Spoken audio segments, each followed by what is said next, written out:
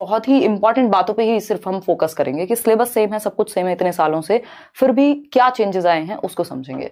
1 minute में समझेंगे exam pattern क्या है, टॉपिक्स कौन से हमें कवर करने हैं, पेपर 1 पेपर 2, और उन टॉपिक्स से भी ज्यादा जरूरी क्या है वो 2 चीजें हैं।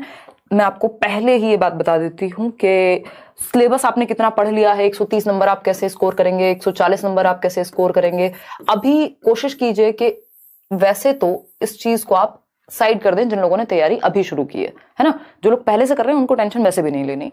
तो उस केस में आपके पास सिंपल आपकी अप्रोच ये होनी चाहिए कि एक तो कॉन्सेप्ट जो आप पढ़ रहे हैं, जो आप टॉपिक पढ़ रहे हैं, प्लस आपकी प्रैक्टिस, यानी आपने कॉन्सेप्ट इतनी बार रिवाइज किया हो, क्योंकि इस बार टॉपिक वही है, उन्हीं के क्वेश्चंस। मान लीजिए डेवलपमेंट से भी अगर वो मुश्किल क्वेश्चन बना दे तो वो भी सॉल्व नहीं हुआ हमसे इस बार। तो उस केस में ये जरूरी है कि कॉन्सेप्ट हम इतनी बार पढ़ लें, और प्रीवियस ईयर जितना हो सके। प्रैक्टिस से मेरा मतलब यहां सिर्फ और सिर्फ प्रीवियस ईयर से है, और उसमें भी ऑनलाइन पेपर सीटेट की वेबसाइट पे है, मैंने यूट्यूब चैनल पे भी डिस्कस किए हैं, यहाँ लेट्स लर्न पे, नोट्स पे भी अभी हम आएंगे। तो कॉन्सेप्ट प्लस प्रैक्टिस, उसके साथ मेरी अप्रोच ये रहेगी कि आप नोट्स जो दिए जा रहे हैं, फ्री नोट्स हैं ये, तो नोट्स प्लस प्रीवियस ईयर, कुछ नहीं, कोई किताब नहीं, कुछ नहीं, जिसने जहां से भी पढ़ा हुआ है वो कॉन्सेप्ट्स मल्टीपल टाइम्स रिवाइज करने हैं और प्रीवियस ईयर को प्रैक्टिस करना मल्टीपल टाइम्स। क्योंकि अगर कॉन्सेप्ट आपका अच्छा नहीं हुआ, आप टॉपिक, नंबर ऑफ पेजेस कितने पढ़े हैं आपने दिन में, कितने टॉपिक पढ़ लिए हैं, कितना चीजें, कितनी किताबें, कितनी जगह से, कितने चैनल्स पे पढ़ लिया है, कुछ भी मैटर नहीं करता। सबसे ज्यादा जरूरी है कि आपके दिमाग में कितनी बैठी है वो चीजें।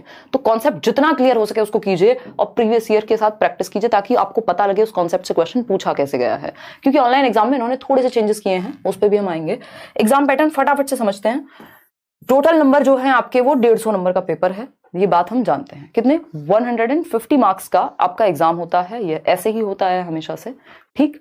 तो 150 नंबर का पेपर है जिसमें नेगेटिव मार्किंग है नहीं, और 150 ही मिनट मिलती है हमें, यानी 2.5 घंटे का टाइम है। टाइम सफिशिएंट है। एक टाइम था जब ये पेपर आपका 1.5 घंटे में करना होता था, तो उस टाइम पे थोड़ा और मुश्किल इसको कहते हैं, लेकिन अभी 150 मिनट पूरे हैं आपके पास। अब OMR भी नहीं फिल करनी, ऑफलाइन भी नहीं है एग्जाम। अब क्या हो गया? CBT हो गया, यानी कंप्यूटर बेस्ड टेस्ट है। ऑनलाइन आप जाएंगे, क्लिक करेंगे, जिसमें समय बचता भी है, और जिन लोगों ने बिल्कुल प्रैक्टिस नहीं की होगी उनका थोड़ा समय लग भी जाएगा, लेकिन क्वेश्चंस लेंदी बन रहे हैं, तो उसको समझना बहुत जरूरी है कि कैसे हम समय बचाएंगे। तो ये 2.5 घंटा है, 150 मिनट है, 150 क्वेश्चन है, कोई नेगेटिव मार्किंग नहीं, यानी एक भी क्वेश्चन हमें छोड़ के तो आना ही नहीं है, ठीक है। चलिए समझते हैं। और तुक्के भी वो वाले नहीं लगाने कि अक्कड़ बक्कड़ बम्बे वो 80 90 पूरे 100, वो नहीं करना। तुक्के वो लगाने जिसमें हम एलिमिनेट कर पाए, अगर लगाने भी है, किसी का मन है, या कुछ क्वेश्चंस में तो होता ही है ऐसा कि सारे क्वेश्चन आपको आते हों, ये तो पॉसिबिलिटी नहीं है। तो उस केस में हम क्या करेंगे? एलिमिनेशन का फायदा उठाएंगे। अगर हमें थोड़ा भी कॉन्सेप्ट आता है तो वो हमें हेल्प कर जाएगा आंसर तक पहुंचने में। कई बार क्वेश्चंस में आंसर खुद बता रहा होता है क्वेश्चन, वो कैसे पकड़े हम, कौन से वो पॉजिटिव नेगेटिव वर्ड्स हैं जिनको हम समझें, ये सारी बात करने वाले हैं। तो how much you need to score in each subject. अगर आप मान लीजिए पेपर इस टाइम पे आपके 130 नहीं भी आते हैं, आपके 110 आते हैं, आप 90 से ऊपर चले जाते हैं, क्योंकि ये वो समय नहीं है जब हम बहुत बड़ी बड़ी बातें करें।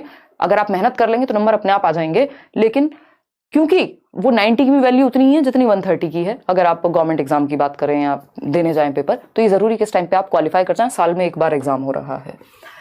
वर्स्ट केस सिनेरियो में इतने इतने नंबर आप ले आएंगे, अगर बात करें कि जो भी हम बात कर रहे हैं उसको अगर आप फॉलो करते हैं। जो थोड़ा सा भी स्मार्टली फॉलो कर लेगा वो 130 140, बहुत सारे लर्नर्स हैं जो 143 वाले भी कई लोग हैं, 141 वाले भी कई लोग हैं, चैनल पे भी आपने इंटरव्यूज देखे हैं। सब्जेक्ट्स की हम बात करें तो ये 5 सब्जेक्ट हैं पेपर 1 के लिए, और 5 सब्जेक्ट हैं पेपर 2 के लिए। मजे की बात यह है कि पेडागोजी इसमें बहुत ही ज्यादा सेंटर में है इस पूरे पेपर में, और 4 सब्जेक्ट आपके पेपर 2 के लिए, 5 सब्जेक्ट पेपर 1 के लिए।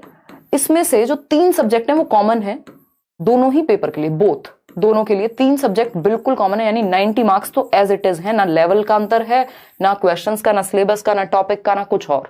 90 मार्क्स आपके दोनों में कॉमन है, यानी जो लोग पेपर 1 की अच्छे से तैयारी कर रहे हैं उनको पेपर 2 में पूरी पूरी हेल्प मिलेगी और समझेंगे।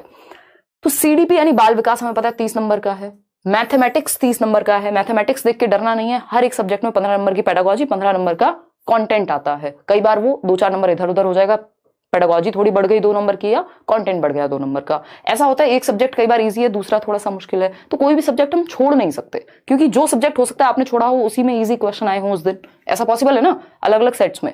तो हम क्या करेंगे, समझेंगे चीजों को।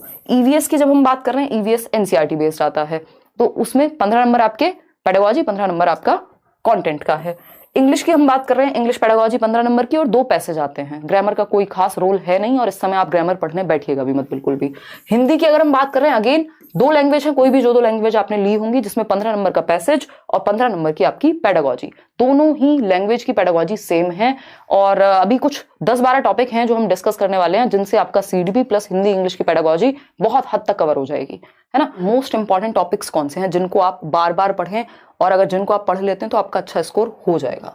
इससे पहले मैं आपको एक बार ये नोट्स दिखा देती हूँ, जो कि एकदम फ्री नोट्स हैं। ये आप टेलीग्राम चैनल पे जाइए, डिस्क्रिप्शन बॉक्स में लिंक मिलेगा, किसी भी फेक जगह से मत जुड़िएगा।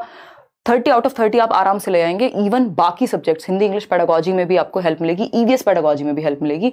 तो ये एकदम फ्री नोट्स हैं, टेलीग्राम चैनल पे आपको मिल जाएंगे। तो मोस्ट इंपॉर्टेंट टॉपिक हैं, ये कुछ 13 टॉपिक लिखे हुए हैं, और समझते हैं इनको सबसे पहले करना है आपको इस टाइम पे, और बार बार करना है। सिर्फ खत्म नहीं करना है कि हाँ पढ़ा तो हुआ है, और पढ़ा तो हुआ है, पेपर करने बैठते हैं तो सॉल्व नहीं होते क्वेश्चन, ठीक। तो कॉन्सेप्ट ऑफ डेवलपमेंट यानी डेवलपमेंट, 4 नंबर के आसपास आपके क्वेश्चन मिनिमम आ जाते हैं विकास की प्रक्रिया से, है ना। छोटा सा टॉपिक है, अगर आप नोट्स में पढ़ेंगे, मैंने बहुत कंसाइज वे में, ऐसा नहीं है ये सिर्फ 42 पेज के नोट्स हैं, ऐसा नहीं आपको बहुत ज्यादा पढ़ना है, 400 पेज नहीं पढ़ने हैं इस टाइम पे। स्पेशली नोट्स का मतलब ये है कि आपने या तो खुद के बनाए हो या फिर कंसाइज, कम शब्दों में ज्यादा बात कही जा रही हो जहां पे, क्योंकि पेपर में क्वेश्चंस बहुत रिपीट होते हैं, टॉपिक सिलेबस सब सेम है, ठीक है जी। अगर हम बात करें डेवलपमेंट की, तो 4 से 5 क्वेश्चन डेवलपमेंट पर आते हैं, जिसमें डेवलपमेंट के प्रकार क्या हैं, प्रिंसिपल्स क्या हैं, ये एक छोटा सा चैप्टर हुआ। प्याजे वाइगॉस्की कोहलबर्ग मिला के 4 नंबर के क्वेश्चन कम से कम आ जाते हैं। कई बार वाइगॉस्की के 2 क्वेश्चन आ जाएंगे, कभी प्याजे के 2 आ जाएंगे, तीनों से एक एक तो आता ही है, कई बार मल्टीपल क्वेश्चन भी आ जाते हैं। तो उस केस में 4 नंबर कम से कम आपके यहाँ कवर हो जाएंगे, ठीक। ये जो आपको शुरुआत के 5-6 टॉपिक दिख रहे हैं, ये 20 नंबर का हिसाब किताब है, अगर आप सीडीपी की बात करें, और अदर सब्जेक्ट में भी ये आपको हेल्प करेंगे। तो कोई रीजन नहीं है आपके पास कि आप इन टॉपिक्स को छोड़ें, ठीक। तो डेवलपमेंट का कॉन्सेप्ट प्याजे वाइगॉस्की कोहलबर्ग, इनकी सबकी वीडियो लेट्स लर्न पे है, अभी मैराथन में मैं फिर से रिवाइज कराऊंगी आपको, ठीक। सीसीई यानी कॉन्टिन्यूअस एंड कॉम्प्रिहेंसिव इवैल्यूएशन, सतत एवं व्यापक मूल्यांकन। इसकी जब हम बात कर रहे हैं तो डायग्नोस्टिक और रेमेडियल टीचिंग एक ऐसा विषय है जिसको आप शायद 10 मिनट भी ना लगे आपको पढ़ने में। डायग्नोस्टिक का मतलब है आप रीजन जानेंगे, गैप पता करेंगे, और रेमेडियल का मतलब है गैप पता करने के बाद आप बच्चे को रेमेडी देंगे, उसको सिखाएंगे सही ढंग से या दोबारा से या जैसे भी पॉसिबल हो, ठीक। जहां उसकी प्रॉब्लम है उसको सॉल्व करेंगे, बस इतनी ही बात है, और इसी पे क्वेश्चन आएगा। सीसीई में और क्या है, assessment for learning, as learning, of learning, ये थोड़ा सा जानना है, और समग्र रूप से हम बच्चे का होलिस्टिक इवैल्यूएशन की बात करें, उसको पूरी तरह से सर्वांगीण रूप में जांच पाएं, ठीक। तो ये 3 टॉपिक हो गए। फिर एनसीएफ 2005 से भर भर के क्वेश्चन आते ही हैं हर साल, ये भी वीडियो मैंने बनाया हुआ है, नोट्स में भी गिवन है, उतना कर लेना है, ज्यादा नहीं करना। इंक्लूसिव एजुकेशन की हम बात करें, 5 नंबर का अकेला टॉपिक है अपने आप में, और ये 5 नंबर आपको अदर सब्जेक्ट्स में भी हेल्प करेंगे, सारे टॉपिक्स आपस में जुड़े हुए हैं, ठीक। तो समावेशी शिक्षा यानी सबको समावेशन, सभी बच्चों को पढ़ाना, चाहे वो स्पेशल बच्चा हो, नॉर्मल बच्चा हो, गिफ्टेड बच्चा हो, ठीक। अगर हम बात कर रहे हैं नेशनल एजुकेशन पॉलिसी की, तो इस बार बहुत क्वेश्चन आए नेशनल एजुकेशन पॉलिसी से, ये भी मैंने नोट्स में बहुत ही कंसाइज वे में दिया हुआ है, इससे क्वेश्चंस कैसे आए वो भी दिए हुए हैं, और ये कराई भी हुई है यूट्यूब पे अभी लेटेस्ट वे में, वो भी आप देख सकते हैं। सीसीई एक और बार लिखा हुआ है, ये सीसीई वो वाला नहीं है, ये है चाइल्ड सेंटर्ड एजुकेशन। कम से कम भी 5 क्वेश्चन मिनिमम आपको मिलेंगे, और हर सब्जेक्ट में क्वेश्चंस मिलेंगे, ठीक। जेंडर का एक क्वेश्चन है। अब बच्चे को अगर आपने सेंटर में रख लिया तो उसके जेंडर का भी ध्यान रखना है, उसके सोशलाइजेशन का भी ध्यान रखना है, उसके इंडिविजुअल डिफरेंसेस का भी ध्यान रखना है, यानी चाइल्ड सेंटर्ड एजुकेशन में ये सारे टॉपिक एक साथ कवर हो गए, ठीक। तो ये शुरुआत के टॉपिक लगभग 20 से 22 नंबर आपके दिलवा देंगे आपको, ठीक। तो कॉन्सेप्ट ऑफ डेवलपमेंट, प्याजे Vygotsky Kohlberg, CCE, NCF, inclusive education, national education policy, और child centred education. Child centred education, gender, socialisation, इतने हल्के टॉपिक हैं, और इनको आप समझ गए तो आपके बहुत सारे नंबर बच जाएंगे, समय कम लगेगा। तो सबसे पहले इनको निपटाएंगे, डेवलपमेंट को निपटाएंगे, फिर एनसीएफ है। इंक्लूसिव एजुकेशन भी आसान है, क्योंकि इंक्लूसिव एजुकेशन में सब कुछ नहीं पूछा जाता, आपसे पूछा जाएगा कि अच्छा, एक तो सेग्रीगेट नहीं करना बच्चे को, लेबल नहीं करना बच्चे को, और क्या करना है, ऐसी ग्रुपिंग नहीं करनी जहां पे सेम एबिलिटी की ग्रुपिंग हो रही हो, और आपकी लर्निंग डिसेबिलिटीज, डिसलेक्सिया क्या है, डिस्कैल्कुलिया क्या है, यही छोटी छोटी बातें। इंक्लूसिव एजुकेशन भी ऐसा नहीं है आपको बहुत ही 300 पेज में इंक्लूसिव एजुकेशन पढ़ना है, ठीक। मोटिवेशन पे एक क्वेश्चन आता ही है भाई, इंटरनल मोटिवेशन होती है और एक्सटर्नल होती है। इसका लोकस ऑफ कंट्रोल इंटरनल होगा, यानी जिसका रीजन अंदर है वो इंटरनल, जिसका रीजन बाहर है वो एक्सटर्नल। एक क्वेश्चन फिक्स्ड है, बाकी सब्जेक्ट में भी एक आध क्वेश्चन इससे मिल सकता है, ठीक। लैंग्वेज एंड थॉट, अब ये जो टॉपिक्स हैं ये आपके पेडागोजी यानी सीडीपी में भी इंपॉर्टेंट है, और दोनों ही लैंग्वेजेस में भी इंपॉर्टेंट है, और लगभग हर सब्जेक्ट में। जैसे टीचिंग लर्निंग मटेरियल है, शिक्षण सहायक सामग्री कहते हैं जिसको हम, भाई आप चार्ट्स लेके आएंगे, बच्चे के भले के होने चाहिए, टेक्स्ट बुक सही तरीके से हम रिसोर्स के रूप में प्रयोग कर पाए, बच्चे की मातृभाषा का सही से प्रयोग कर पाए। तो ये जो टॉपिक्स हैं ये लैंग्वेज भी आपकी कवर कर दे रहे हैं, क्योंकि लैंग्वेज पेडागोजी चाहे हिंदी हो, इंग्लिश हो, उर्दू हो, संस्कृत हो, व्हाटएवर, लगभग सब में टॉपिक सेम है। बस आपको इतना ध्यान रखना है लैंग्वेज और थॉट के बीच में क्या संबंध है, पियाजे वाइगोस्की क्या कह रहे हैं, चॉम्स्की क्या कह रहे हैं, है ना। एक्विजिशन और लर्निंग की बात होगी कि भाषा का अर्जन क्या होता है और अधिगम क्या होता है। लैंग्वेज की स्किल्स हैं, इस पे भी मैंने वीडियो बनाया हुआ है, मिलियंस लोगों ने देखा हुआ है। यानी भाषा कौशल, 4 भाषा कौशल हैं, LSRW से हम याद रखते हैं, सुबो पाली हिंदी में हम कहते हैं, सुनना बोलना पढ़ना और लिखना, ठीक, ये इनका मनोवैज्ञानिक क्रम है। अगर हम बात करें TLM की, टीचिंग लर्निंग मटेरियल की, तो बच्चे के लिए जितना हो सके प्रिंट रिच एनवायरनमेंट हमें क्रिएट करना है, जिससे कि वो आसपास लैंग्वेज उसको दिखे आसपास और वो सीख जाए, माहौल मिले। इंटीग्रेटेड सब्जेक्ट टीचिंग है कि आप एक सब्जेक्ट को दूसरे सब्जेक्ट से जोड़ करके पढ़ा पाएं, ठीक। तो यहाँ पे ये वाला जो पोर्शन है, ये जो 3-4 टॉपिक हैं, ये आपके हिंदी पेडागोजी, इंग्लिश पेडागोजी लगभग कवर्ड है इनमें। और क्योंकि आप पियाजे वाइगोस्की को लगभग पहले पढ़ चुके हैं, चॉम्स्की थोड़ा सा पढ़ लेंगे, मतलब एक नंबर के क्वेश्चंस हैं, इनफ है ये पेडागोजी। अगर आप इतना बार बार पढ़ लेते हैं और प्रीवियस ईयर कर लेते हैं, है ना, ये मोस्ट इंपॉर्टेंट टॉपिक्स हैं। अगर आप देखेंगे तो सिलेबस से लगभग हर टॉपिक से क्वेश्चन आता है, लेकिन कुछ टॉपिक्स ऐसे हैं जिनको आप कर लें तो उनसे क्वेश्चंस ज्यादा आते हैं, और दूसरा उनके आसपास की चीजें आप अपने आप सॉल्व करना सीख जाते हैं। तो ये 13 टॉपिक सबसे पहले खत्म कीजिए। इन 13 में से भी ये शुरुआत के जो 6-7 टॉपिक हैं, ये 7 टॉपिक्स बहुत अच्छे से कर लीजिए। 20-25 नंबर आपके कहीं नहीं गए सिर्फ इन 7 टॉपिक्स से, ठीक है। मोटिवेशन की अगर हम बात कर रहे हैं और लैंग्वेज एंड थॉट की बात कर रहे हैं, ये लैंग्वेज वाले सेक्शन में आपको हेल्प मिलेगी।